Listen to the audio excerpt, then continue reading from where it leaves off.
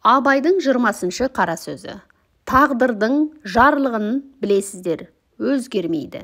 Пендеде бір іс бар, мақтану деген. Ол тағдырда адаммен бірге жаратылған нәрсе. Оны адам өзі тапқан емес. Оған егер бір ілессең, адам баласы одан құтылмағы қиын. Қайраттанып, сілкініп тастап кетсең де, ақырында тағы келіп жеңеді. Ақылы түгел, ойлы адамның баласы байқаса, адам баласының жалықпайтын нәрсесі бар мекен.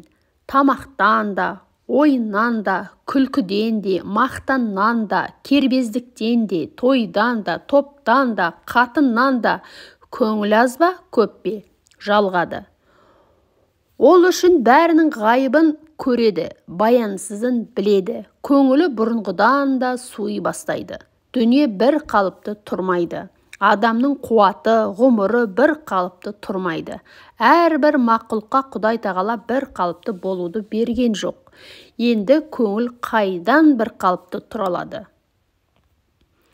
Бірақ осы жалғу деген, әрнені көрем деген, көп көрген, дәмін бағасын бәрінің де баянсын біліп жеткен ойлы адамнан шығады. Соншалық ғұмырдың баянсызын, дүниенің әрбір қызығының ақырының шолақтығын көрген білгендер тіршіліктен де жалықса болады. Бұлай болғанда ақымақтық, қайғысыздық та бір ғанибет екен деп ойлаймын.